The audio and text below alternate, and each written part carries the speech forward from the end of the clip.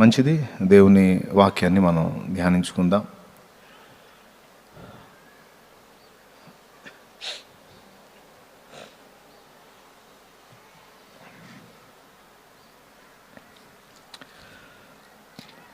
తారుమారవుతున్న దేవుని వాక్యం. మన ఆత్మీయ జీవితాలలో దేవుని వాక్యాలు కొన్నిసార్లు తారుమారవుతూ ఉంటాయి. ఆ విషయాల్లో వాక్యం ఏం చెబుతుందో, ఎలా చెబుతుందో కూడా గ్రహింపు లేకుండా మనం వ్యవహరిస్తూ ఉంటాం. అలాంటి కొన్ని సందర్భాలు మీకు గుర్తు చేయాలని ఆత్మ ద్వారా ప్రేరేపించబడ్డాను. వాటిల్లో మొట్టమొదటిది, మనం శ్రమలు రెండు రకాలుగా అనుభవిస్తాం. మనం రెండు రకాలుగా అనుభవిస్తాం. ఒకటి, మన కోసం, మన వ్యక్తిగత జీవితం, మన పర్సనల్లో కొన్ని శ్రమలు అనుభవిస్తాం. రెండవది, దేవుని కోసం, దేవుని చిత్తం నెరవేర్చడం కోసం కూడా కొన్ని శ్రమలు అనుభవిస్తాం. మళ్ళీ చెప్తున్నా, మనం శ్రమలు రెండు రకాలుగా అనుభవిస్తాం. దేవుని బిడ్డలంగా ఉన్న మనం, ఒకటి మన కోసం, మన వారి కోసం, మన పర్సనల్గా వ్యక్తిగత విషయాల్లో మనం శ్రమలు పొందుతాం. రెండు, దేవుని కోసం, దేవుని చిత్తం నెరవేర్చడం కోసం మనం శ్రమలు పొందుతాం. అయితే మన కోసం మనం శ్రమలు పొందినప్పుడు, మన వారి కోసం మనం శ్రమలు పొందినప్పుడు సహజంగానే మనకి బాధ కలిగిద్ది. నన్నెవరు ఆదరించట్లేదు, నన్నెవరు అర్థం చేసుకోలేదు, నన్నెవరు ఓదార్చలేదు, నా పరిస్థితికి ఎవరు నాకు సహాయం చేయలేదు అని సహజంగానే మనకి ఏడుపు వస్తుంది, దుఃఖపడతాం. అది మనకి అలవాటైపోయింది.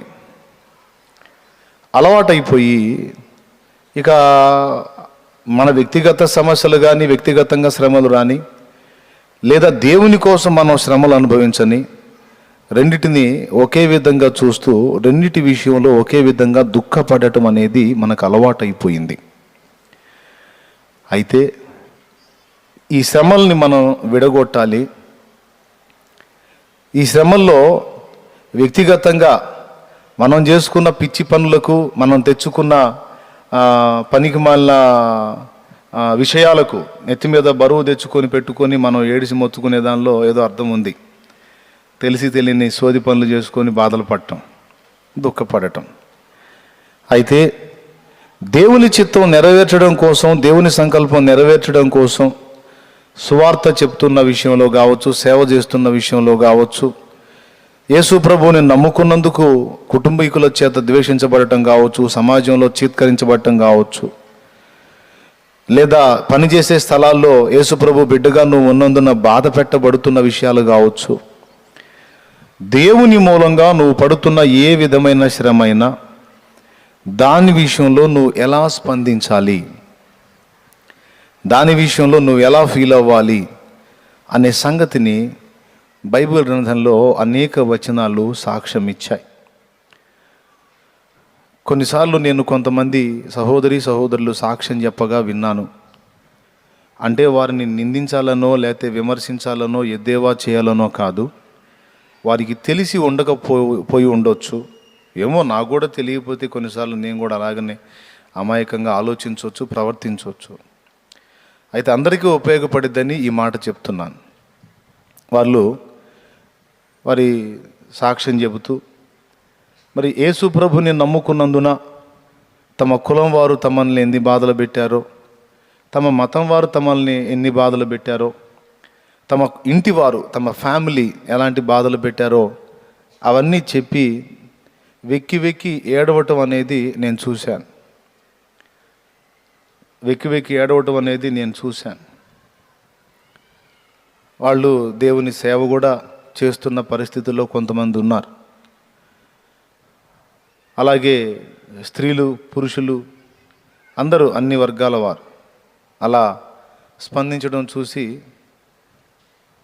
యేసు ప్రభుని నమ్ముకున్నందున మా వాళ్ళందరూ కూడా నన్ను ఇలాగా అసహించుకున్నారు, ఎన్నో మాటలు అన్నారు, ఎన్నో రకాల బాధలు పడ్డాను, చాలా అవమానించారు అని మనం ఏడవవచ్చా? మనం దుఃఖపడవచ్చా, దాని విషయంలో ఇబ్బందిగా మనం ఫీల్ అవ్వచ్చా, అసలు అలాంటి సన్నివేశాలు మనకు తారసపడితే మనం ఎలా స్పందించాలి అనేది దేవుని వాక్యం చాలా స్పష్టంగా చెప్పింది. ఈ ఒక్కటే కాకుండా క్రైస్తవులంగా యేసుక్రీస్తు ప్రభుని వెంబడిస్తున్న ఆయన అనుచరగణంగా మనం ఎప్పటికీ మర్చిపోకుండా గుర్తుపెట్టుకోవాల్సిన మరికొన్ని సంగతులు నాకు ఈరోజు సమయం ఉన్నంత వరకు, అవకాశం ఉన్నంత వరకు చకచకా కొన్ని సంగతులు మీకు నేర్పిస్తాను.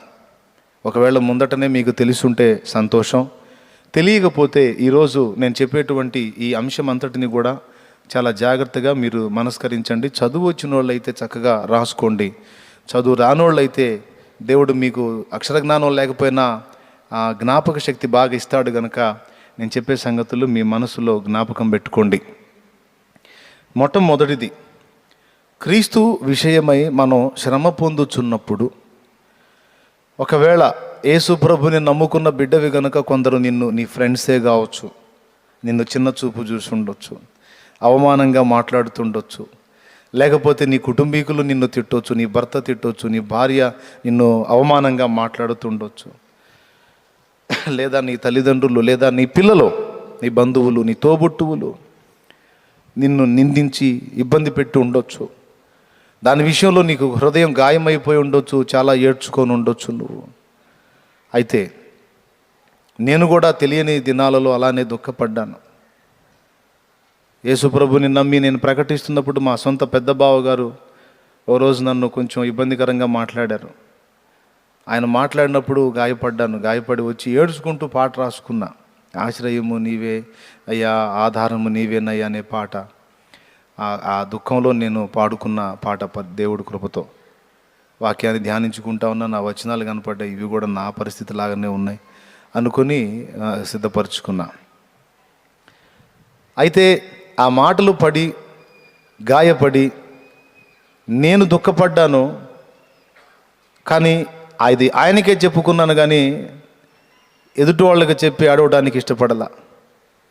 నన్ను ఇలా అన్నారు, నన్ను అలా అన్నారు, నన్ను ఇంత బాధ పెట్టారు, నన్ను ఇంత దూషించారు, నన్ను ఇంత అవమానంగా మాట్లాడారు, నాకు ఇన్ని నష్టాలు కలిగించారు, నేను దేవుడిని నమ్ముకున్నానని నాకు ఇంత ఇబ్బందులు పెట్టారు అని దేవుని కృపను బట్టి నేను ఎక్కడ ఏడిసి, నేను క్రైస్తవుడనైనందుకు శ్రమపడిన ఘట్టంలో దుఃఖాన్ని ఎప్పుడు వెల్లడి చేయకుండా దేవుడు నా కృప చూపాడు. అదేందన్నా, మనం పడ్డ బాధల్ని బట్టి మనం దుఃఖంతో సాక్ష్యం చెప్పడం తప్పెందుకు అవుతుంది? తప్పు అవునో కాదో వాక్యమే మనకు చెప్తుంది. ఒకసారి మత్తయి సువార్త 5వ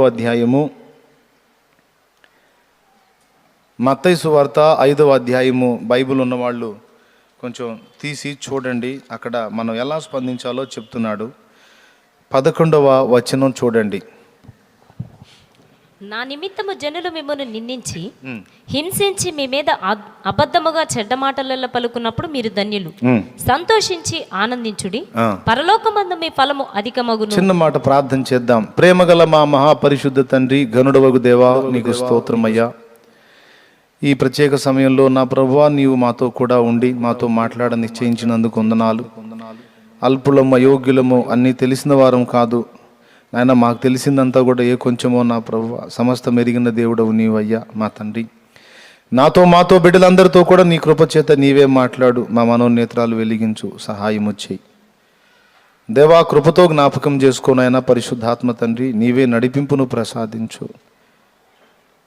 నీ బిడ్డలకు ఏమేమి చెప్పబోనుకున్నావు అవన్నీ కూడా దయచేసి బిడ్డలతో మాట్లాడు దేవా. ప్రత్యేకంగా చెప్తున్నాను నాయన, నీకు విజ్ఞాపన చేసుకుంటున్నాను ప్రభు, నీ పాదాలు పట్టుకొని నీకు చెప్పుకుంటున్నానయ్యా. నేను యోగ్యుడను గాను ప్రభు, అల్పుడను, అయోగ్యుడను, యథార్థంగా అపాత్రుడను ప్రభు. కేవలం నీ కృపను బట్టి, నీ రక్తమును బట్టి ధైర్యం తెచ్చుకొని ఇక్కడ దాకా వచ్చానయ్యా. నన్ను మరుగు చేయి నా తండ్రి, మరుగు చేయి తండ్రి, మాతో మాట్లాడు. ఉపదేశాన్ని అడ్డగింప చూసే దురాత్మ అంధకార శక్తుల ప్రభావం నజరేయుడైన యేసు నామములో బంధిస్తున్నాను దేవా. కనికరించు, నీవే సహాయం చేయమని నీ బిడ్డలందరినీ కూడా నీ చేతులకి అప్పగిస్తూ యేసు నామములో వేడుచున్నాం తండ్రి, ఆమేన్, ఆమేన్.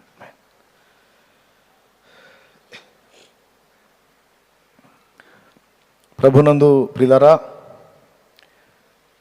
మొట్టమొదటి విషయంగా రాసుకోండి, మనలో ఎవరైనా దేవుని పని విషయంలో కావచ్చు, దేవుని నిమిత్తము కావచ్చు, శ్రమ పొందినా, మాట పొందినా, అవమానం పొందినా, అవహేళన చేయబడినా, అపహాస్యం చేయబడినా, పనులలో ఇబ్బంది పెట్టబడినా, కొన్ని మనకు రావలసినవి మనం దేవుని నమ్ముకున్నందున మనకు ఇవ్వకుండా ఇతరుల చేత మనం నష్టపుచ్చబడినా, వాటన్నిటి విషయంలో మనం ఎలా స్పందించాలి అంటే దేవుని వాక్యం బహు స్పష్టంగా సాక్ష్యం ఇస్తుంది.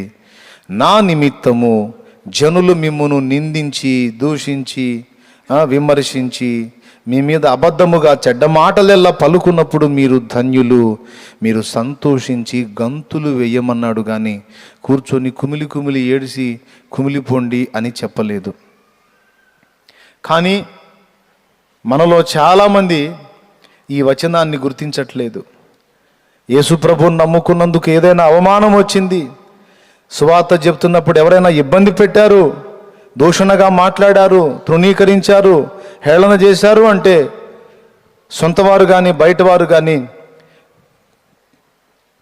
అది ఇతరులకు చెప్పేటప్పుడు ఆ గోడున ఏడ్చి చెప్పటం దేవుని వాక్యం ఒప్పుకోదు. దేవుని నిమిత్తము శ్రమ పొందుట దేవుడు నాకు ఇచ్చిన ధన్యత. హల్లెలూయా. గనుక ఇదిగో క్రీస్తు విషయమై నేను ఇన్ని శ్రమలు పొందుటకు దేవుడు నన్ను యోగ్యునిగా ఎంచినందుకు నేను సంతోషించుచున్నాను అని చెప్పేవాళ్ళు బహు తక్కువ. వాక్యం ఇలా ఉంది, వారు కూడా వాక్యం అనేక పర్యాయాలు చదివినప్పటికీ ఈ వచనం ఇలా ఉంది కదా అని వారు గుర్తించినందున కొన్ని ఘట్టాలలో వారు సాక్ష్యం ఇచ్చేటప్పుడు దుఃఖంతో దేవుని విషయమే శ్రమ పొందింది దుఃఖ సహితంగా వారు చెప్పటం ఈ వచనం ప్రకారం యుక్తము కాదు. ఓకేనా? ఇక లోక సంబంధంగా శ్రమ పొందితే అది వేరే సంగతి. కానీ దేవుని నిమిత్తమై నువ్వు తన్నులు తిను, తిట్టులు తిను, ఇంట్లో తిను, బయట తిను, కులం వారి చేత వెలివేయబడు, మతం వారి చేత ద్వేషింపబడు, అదంతా కూడా నీకు పరలోకములో ఫలము అధికంగా తీసుకొస్తుంది, నీకు అనేక రెట్ల ఆశీర్వాదాన్ని తీసుకొస్తుంది. కనుక అది నువ్వు సంతోషించాల్సిన సంగతే కానీ దుఃఖపడాల్సిన సంగతి కాదు అని యేసయ్య చెప్తున్నాడు. కానీ మీరు గుర్తించారు కదా, నేను చెప్తున్నప్పుడు జ్ఞాపకం వచ్చి ఉండాలి, మీ పర్సనల్ కావచ్చు, ఇతరుల విషయంలో కావచ్చు. దేవుని కోసం మనం మాటబడినప్పుడు ఖచ్చితంగా గాయపడి దుఃఖపడి ఇతరులతో ఏడుస్తూ పంచుకున్న ఘట్టాలు ఉండి ఉండవచ్చు. కానీ ఎప్పుడూ అలా చేయవద్దు. Okay, number 1. దీనికి ఆధారంగా మరికొన్ని వచనాలు చూపిస్తాను. ఇప్పుడు చూశారు కదా, ఇక్కడ యేసయ్య ఏం ఆజ్ఞాపించాడో అపోస్తలులు అదే చేశారు. అపోస్తలుల కార్యములు ఒక్కసారి మీరు తీయండి. అపోస్తలుల కార్యములు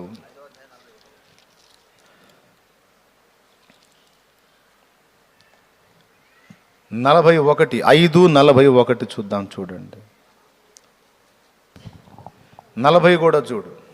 వారతని మాటకు సమ్మతించి అపోస్తలులను పిలిపించి కొట్టించి యేసు నామమును బట్టి బోధింపకూడదని ఆజ్ఞాపించి వారిని విడుదల చేసిరి. అయితే 41లో చూడండి, ఆ నామము కొరకు అవమానం పొందుటకు పాత్రులని ఎంచబడినందున వారు సంతోషించుచు మహాసభ ఎదుట నుండి వెళ్ళిపోయి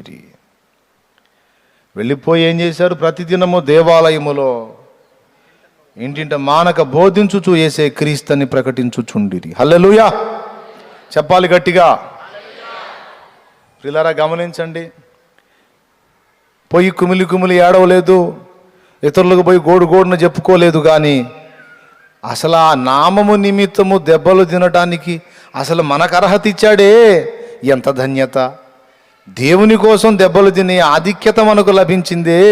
అబ్బా, ఇది ఎంత ఘనత, ఎంత గొప్ప సంగతి! నిజమే, ఈ ఘనత ఇక్కడిది కాదు.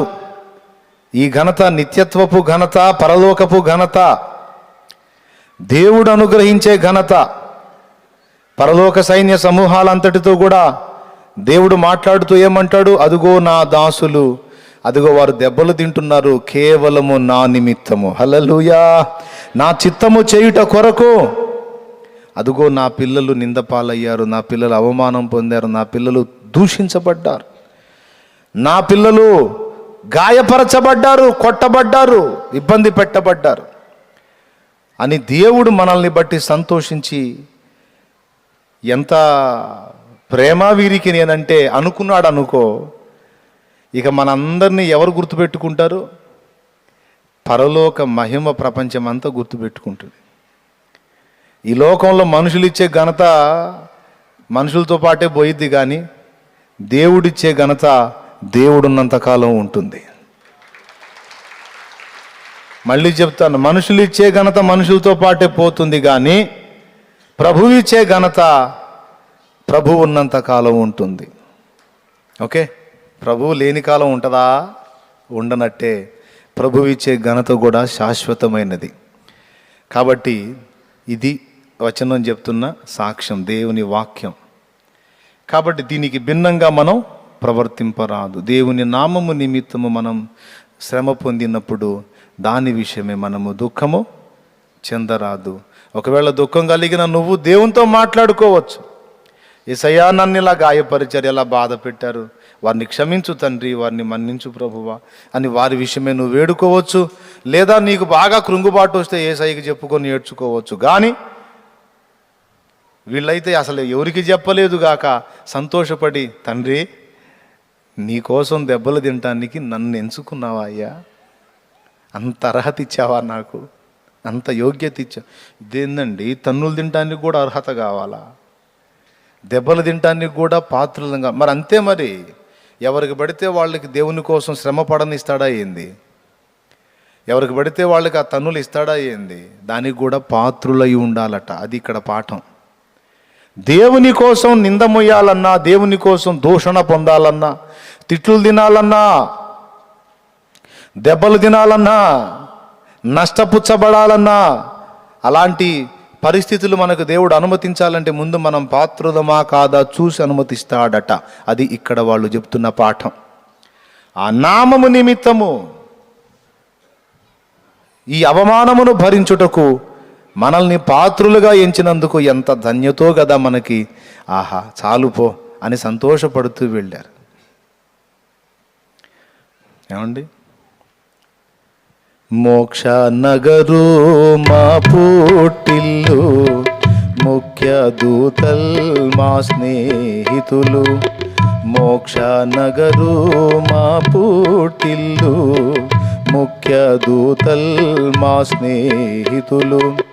ఖ్యాతి సభలో మేముండగను, సాక్షాత్కారమయ్యుండగను.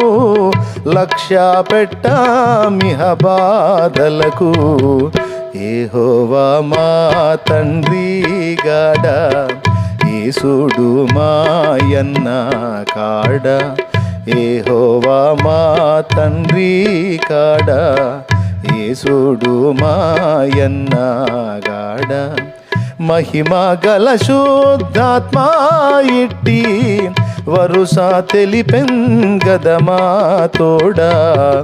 యెహోవా మా తండ్రి కాడ, యేసుడు మాయన్న కాడ. మాకంత వైభవం సాక్షాత్కారమై ఉంటే ఇక్కడ పెట్టేటువంటి బాధలు లక్ష్య పెడతామా? ఇక్కడ ఘనత లేదు, అవమానంగా చూశారు, మాట్లాడారు, నిందించారు, అని ఈకిలిచ్చారు, ఏడిచారు వెధవాయిలు. అంతేనా?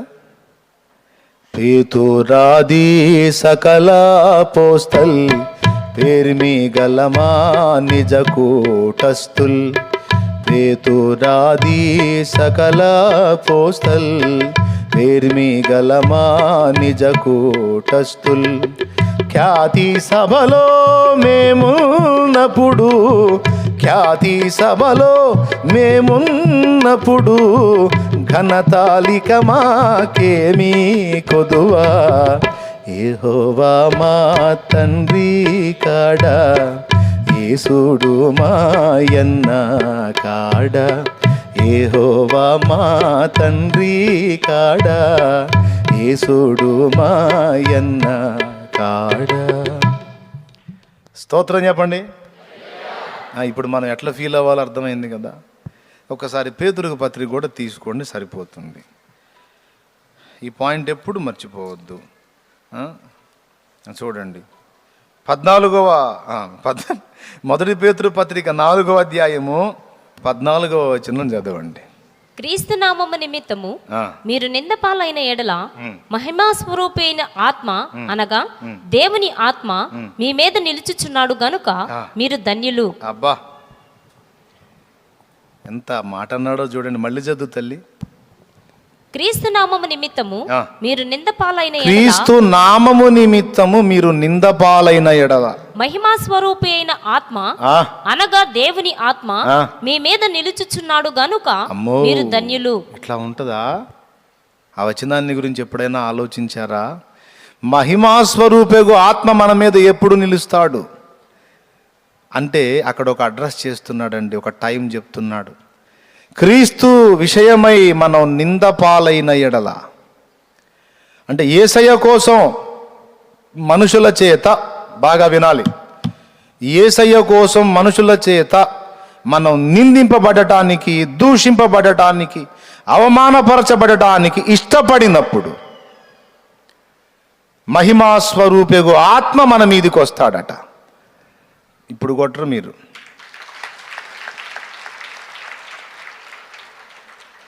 దేవునికి స్తోత్రం. ఎప్పుడైతే మనం అలా సిద్ధపడి మెంటల్గా ప్రిపేర్ అయిపోతామో, యేసయ్యా ఎన్ని నిందలు అన్నా కానీ, ఎన్ని అవమానాలు అయినా కానీ, ఎంతమంది నన్ను వదిలేసిపోని నాయన, కొట్టని, తిట్టని, దూషించని, నా నోటికాడి అన్నం తీసేయని, నేనైతే మెంటల్గా ప్రిపేర్ అయిపోయాను ప్రభువా, ఏమైనా కానయ్యా నీకోసం అనుభవించుటకు ఇదిగో నేను సిద్ధముగా ఉన్నానయ్యా అని మన మనస్సును మనం దృఢపరుచుకున్నప్పుడు మహిమా స్వరూపయోగు ఆత్మ మన మీదకి వస్తాడట. ఆ తీర్మానం మనలోకి రాకపోతే ఆత్మ మన మీదికి రాడు. అర్థమైందా? ఈ తీర్మానం మనలో రాకపోతే మహిమా స్వరూపయోగు ఆత్మ మన మీదికి రాడు. ఆ తీర్మానం మనం పొందితే, అయా అన్ని విషయాల్లో సిద్ధపడి ఉన్నా ప్రభువా అని మనం దేవుని ముందు మనస్సును దృఢపరుచుకుంటే అప్పుడు అభిషేకం, అప్పుడు ఆత్మ నిలుస్తాడు మన మీద. చదువు. మీలో ఎవడను చదువుమా. నరహంతకుడుగా గాని, దొంగగా గాని, దుర్మార్గుడుగా గాని, పరుల జోలికి పోవాడుగా గాని బాధ అనుభవింప తగదు. ఎవడైనను క్రైస్తవుడైనందుకు బాధ అనుభవించిన ఎడల అతడు సిగ్గుపడక ఆ పేరును బట్టియే దేవుని మహిమపరచవలెను. ఏం చెప్పాడయ్యా? క్రైస్తవుడైనందుకు బాధను అనుభవిస్తే ఆ పేరును బట్టి సిగ్గుపడక అసలు ఆ నామం ధరించుకునే భాగ్యం నీకు లభించినందుకు సంతోషపడాలి. ఆ నామాన్ని బట్టే, ఇదిగో వీడు క్రిస్టియన్ రా, వీడు క్రైస్తవుడు రా, సువార్త చెప్తే కొంతమంది మత ఉన్మాదులు ఫోన్లు చేసి ఎన్నో దుర్భాషలు నన్ను, పాపం విజయ్కి అంటే నా తిట్లన్నీ విజయ్, నా తిట్లకు విజయ్ సాక్షి అన్నమాట. నేను పొందిన తిట్లకు విజయ్ సాక్షి. అవునా? బాగా తిట్టారా? లైట్గా తిట్టారా? బాగా తిట్టారా? అయ్యా ఏదో మైక్లో చెప్ప, వాళ్ళు కూడా సంతోషించి గంతులేస్తారు. అంటే అన్యజనులు కన్విన్స్ అయిపోయి దేవుని వైపు త్రిప్పబడే విధంగా సువార్త చెప్తున్నాను కనుక కొంతమంది మత ఉన్మాదంతో నిండిన వ్యక్తులకు ఎంత ద్వేషమో నేనంటే. అరే ఫోన్లు చేసి 70-80 ఫోన్లు, 100 ఫోన్లు, ఒకసారి దాదాపు 100, మరోసారి 150-200 ఫోన్లు దాకా వచ్చినాయి అంట. పాపం వాళ్ళు తిట్టే తిట్లన్నీ విజయే భరించాడు. భరించడం అంటే అన్నీ నాయి కదా, అందుకని ప్రశాంతంగా మోసాడు. వాళ్ళు ఎంత తిడుతున్నారో అంత దీవిస్తున్నాడు దేవుడు నన్ను. దేవునికి స్తోత్రం కలుగునుగా. సూర్యుడైనా ఆగిపోవును, సువార్త మాత్రం సాగిపోవును. విన్నారు కదా? మస్తు తిట్లు. అయితే ఎంజాయ్, ఏం పర్వాలా, తిట్టండి. ఎంత తిడితే అంత నాకు అక్కడ ఘనత పెరిగిద్ది. ఇక్కడ కూడా ఆయన చిత్తం అయితే ఘనపరుస్తాడు. నన్ను తిట్టినటువంటి పిచ్చిమాలోకాలు మొత్తం కూడా ఒకనాడు మారు మనసు పొందే అవకాశం ఉంది, లేదా విసర్జించబడి దేవుని విమర్శ ఎదుర్కొని కుమిలి కుమిలి ఏడ్చే దినం కూడా ఒకటి రావచ్చు. అయితే వాళ్ళు కుమిలి కుమిలి ఏడవాలని నేను అనుకోవట్లేదు, కానీ వారు ఏమి చేయుచున్నారో వారు ఎరగరు కనుక దేవుడు వారిని క్షమించి రక్షించాలనే కోరుచున్నాను. కాబట్టి మీలో ఎవరైనా తిట్టులు తింటే నాకన్నా తిట్టులు తిని ఉండరని నేను అనుకుంటున్నా. ఓకే, దేవుని నిమిత్తం ఏం పర్వాలేదు, మస్తు ఎంజాయ్. అసలు ఆ నామము నిమిత్తం తిట్టిపిచ్చుకోవడానికి వీడు పాత్రుడని నన్ను ఎంచాడు చూడు, ఎంత ధన్యత. మీకుందా ఈ ఛాన్సు? ఉంటే అదృష్టవంతులే. యేసయ్య కోసం తిట్టులు తింటే గుర్తు రాసుకోవటమే, యేసయ్య ఇదిగో లెక్క ఇన్ని తిట్టారు, నా లెక్క అక్కడ ఉంది కదా అని దేవునికి స్తోత్రం చెప్పుకోవాలి. వీటన్నిటికీ నాకు బహుమానం రెడీయే కదా, ఇదిగో ఈరోజు ఇన్ని తిట్టారు, ఈరోజు ఇన్ని తిట్టారు, నీకే స్తోత్రం, నా లిస్టు నాకు ఉండాలి అక్కడ, మర్చిపోయావు మళ్ళీ ఒక్కరోజు కూడా మర్చిపోకూడదు అని చెప్పుకోవచ్చు యేసయ్యకి. క్రైస్తవుడైనందుకు శ్రమ పొందితే సంతోషించు. ఆ నామము నిమిత్తము విమర్శింపబడటానికి, దూషింపబడటానికి, దెబ్బలు తినటానికి నిన్ను పాత్రుడుగా ఎంచి ఆ అర్హత నీకు ఉందని గుర్తించి నిన్ను దానికి అప్పగించినాడు దేవుడు. సంతోషం. అయ్యా అందరూ నాలాగనే తిట్లు తింటున్నారా నిన్ను నమ్ముకున్నందుకు? లేదు కదయ్యా. మరి నన్నేంది ప్రభువా ఎట్ట తిడుతున్నారు? ఏంది ప్రభువా నేను చేసిన పాపం? అయినా పర్లేదులేయ్యా, నేనేం ఫీల్ కానులేయ్యా, తిట్టుకొని నాయన వాళ్ళకి తెలియచేస్తేగా, పర్లేదులే అని వదిలేయటమే. సంతోషించు, గంతులు వేయమన్నాడు. గంతులు వేయటం అంటే శుభ్రంగా గదిలోకి పోయి నీకు ఏ స్టెప్పులు వస్తే ఆ స్టెప్పులు వేసుకోవటమే. యేసయ్య చెప్పాడు, గదిలో పోయి కుమిలి కుమిలి కుళ్ళిపో అనలా. కుమిలి కుమిలి ఏడిసి ఏడిసి చీది చీది పక్కన వాళ్ళ మీద వేయమని చెప్పాడు యేసయ్య. అదే ప్రాణం తీస్తారు కొంతమంది. నేను చిక్కితే జల్లన్నా నన్ను ఎంత ఇబ్బంది పెడుతున్నారో, ఎంత శోధిస్తున్నారో. నేను ఎందుకమ్మా, నేను దేవుడిని నమ్ముకున్నానని అది దానికి ఎంత చెడు చీది చీది చెప్పాలా? అదే ఆడు నా మీద పడిద్దో నా భయం. దేవునికి స్తోత్రం కలుగునుగా. హల్లెలూయా. లేదమ్మా అంత అవసరం లేదు, నీవు అందుకు యోగ్యురాలవని ఎంచి నీకు ఆ భాగ్యం ఇచ్చాడు, దేవునికే స్తోత్రం అని పండగ చేసుకో తల్లి. నువ్వు దాని గురించి ఏం ఫీల్ అవ్వాల్సిన అవసరం లేదు. ఇదిగో వాక్యం ఇలాగూ చెప్పుచున్నది కనుక సంతోషంగా అనుభవించు, అంతేగాని దాన్ని బట్టి నువ్వు కుమిలిపోవద్దు, వేదన పడద్దు. ఇక్కడ ఈ శుక్రవారపు వేళ ఎవరైనా అటివారు ఉంటే నేర్చుకోండి. సంతోషించమన్నాడు కానీ ఏడవమనలేదు. మరి ఏడ్చేది ఎక్కడ? నశించిపోతున్న ఆత్మల కొరకు ఏడు. దేవుని చిత్తం అయ్యో ఇంకా సరిగా నెరవేర్చలేకపోతున్నానే అని ఏడు. అర్థమైందా? బుద్ధిహీనమైన క్రియలు చేసినప్పుడు తండ్రి తెలిసి తెలిసి మూర్ఖపు చేష్టలు చేస్తున్నయ్యా నన్ను మన్నించవయ్యా అని ఏడు. అర్థం ఉంది దానిలో. ఓకే, అంతేగాని ఈ వీటి కోసం నువ్వు సంతోషించు అన్నాడు. కానీ ఈ వాక్యం తారుమారైపోయింది అనేక మంది జీవితాల్లో. సంతోషించి గంతులేయమంటే కూర్చొని ఏడిసి ఏడిసి సీది గందరగోళం చేసి చేతుల చేస్తున్నారు. తారుమారు అయిందా లేదా మరి? కాబట్టి ఇప్పుడు మనం సరి చేసుకుందాం, కరెక్ట్ చేసుకుందాం. స్తోత్రం, హల్లెలూయా. అట్లాగా ఇక చాలా విషయాలు ఉన్నాయి మనం జాగ్రత్తగా గుర్తుపెట్టుకొని పాటించాల్సిన విషయాలు. ఉపవాసం ఉన్నప్పుడు సాధ్యమైనంత వరకు ఇతరులకు తెలియకుండా చూసుకోండి. రెండవది దుఃఖముఖులై ఉండకుడి అని చెప్పాడు. అర్థమైందా? ఉపవాస ప్రార్థన చేసేటప్పుడు సాడ్ ఫీలింగ్ పెట్టుకొని, ఏడుపు ముఖం వేసుకొని, తుమ్మల్లో పొద్దు పొడిచినట్టు ముఖం పెట్టుకొని, అవతల వాళ్ళకి అర్థమైపోయింది అమ్మగారు ఏదో ఉపవాసం ఉన్నట్టుందిగా, ఉసురు ముఖం వేసుకొని కనపడుతుంది. ఈ తలంటుకోమన్నాడు ఆ రోజు. అంటే కడుపు నిండా తిన్న రోజుల కంటే కూడా ఉపవాసం ఉన్న రోజు ఇంకా ఎక్కువ కళగా కనపడని చెప్పాడు యేసయ్య. మనుషులకు అట్లా కనపడు. నీ దుఃఖం అంతా దేవుని ముందు ఉండాల్సిందే కానీ మనుషుల ముందు ఎక్స్పోజ్ చేయొద్దు. అప్పుడు రహస్యమందు చూచు తండ్రి నీకు ప్రతిఫలం ఇచ్చునన్నాడు. దేవునికి స్తోత్రం కలుగునుగాక. హల్లెలూయా. మరి అట్లయితే పర్సనల్గా ఉండాలి, ఎవరికి తెలియకుండా ఉండాలంటే మరి నువ్వు కూటాలు పెట్టి అందరికీ చెప్తున్నావుగా, మరి ఆ సంగతి ఏంటంటే ఇది వేరు. మళ్ళా వ్యక్తిగతంగా నీ అంతటా నువ్వు ఉపవసించేది వేరు, సామూహికంగా అందరం కలిసి ఉపవాసం ఉండి దేవుని కృప కొరకు వేడుకొనుట వేరు. ఈ ఘట్టం అయితే, ఈ విషయం అయితే అందరికీ తెలియాలి. ఇది ఒక సంఘ కాపరిగా నేను దైవాత్మ చేత ప్రేరేపించబడి అందరూ ఉపవాసాన్ని ప్రతిష్ఠించుకోండి, మనం దేవుని వేడుకోవలసి ఉంది. ఇప్పుడు కరోనా విజృంభణ నేపథ్యంలో 3 days ఫాస్టింగ్ ఉన్నాం, గుర్తుందా? ఎందుకున్నావు అంటే మనం మొర్ర పెట్టాలి.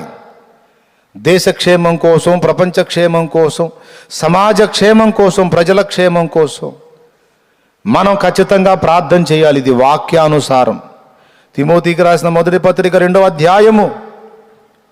మనుషులందరి కొరకు మనం ప్రార్థన, విజ్ఞాపన, యాచన, కృతజ్ఞతాస్తుతులు చెల్లించాలని సెలవిచ్చాడు గనుక ఇది మన బాధ్యత. గనుక ఒట్టిగా కాకుండా సమస్య తీవ్రతను బట్టి ఉపవాసం ఉన్నాం, ఇది నలుగురికి తెలియాలి. అందరూ కలిసి ఉపవసించాలి, అందరూ కలిసి ప్రార్థించాలి. అందుకోసం దీన్ని బాహాటం చేయటం జరిగింది. వ్యక్తిగతంగా నేను ఫాస్టింగ్ ఉన్నప్పుడు ఇతరులకు చెప్పడానికి ఇష్టపడను. ఎందుకు చెప్పాలి? నేను ఉపవాసం ఉన్నాను అంటే అబ్బాయి ఎంత భక్తుడో, ఏకంగా 3 రోజులు ఉన్నాడు, 10 రోజులు ఉన్నాడు, 20 రోజులు ఉన్నాడు, 100 రోజులు ఉన్నాడు, ఇన్ని రోజులు ఉన్నాడు, అన్ని రోజులు ఉన్నాడని జనం నన్ను అనుకోవాల్సిన అవసరం ఏం లేదే. అలాగా పబ్లిక్ యొక్క పబ్లిసిటీ కోసం నేను ఆలోచించి దాన్ని వెల్లడి చేస్తే ఆ ఉపవాస ప్రార్థన ద్వారా నాకు రావలసిన ఫలము పోతుంది. మళ్ళీ చెప్తున్నా, ఉపవాస ప్రార్థనలో మనం ఉన్నప్పుడు ప్రజలు దాన్ని గుర్తించి మనల్ని దాని విషయమై ఘనపరచాలనే ఆలోచన మనం కలిగి ఉంటే మనం ఉపవాసం కనీసం 100 రోజులు ఉన్నా, 200 రోజులు ఉండి మొత్తానికి ఉపవాసంలో వచ్చినా సరే మనకు రావలసిన ఫలం దక్కదు. అది రహస్యంగా జరిగించమన్నాడు. ప్రజలందరూ కలిసి ఉండాల్సిందైతే బాహాటం చేయి, పర్సనల్ అయితే రహస్యంగానే ఉండు, ఎవరికి తెలియాల్సిన అవసరం లేదన్నాడు. కానీ దాచిపెడతారా? ఒక్కరోజు ఉపవాసం ఉంటే ఇంటి మొత్తానికి తెలిసిపోద్ది. అప్పుడే ఏందట్టున్నా అంటాడు, ఉపవాసంలే అంటది. ఏంది ఉపవాసంలే? అర్థమైపోయింది అమ్మగారి ముఖం చూడగానే. ముఖ వికారములు చెయ్యరాదు. మామూలుగా తినేటప్పుడు ఉన్న దానికంటే కూడా ఉపవాస ప్రార్థనలో ఉన్నప్పుడు ఎక్కువ కళగా ఉండాలన్నాడు. ఇది కూడా తారుమారైపోయింది.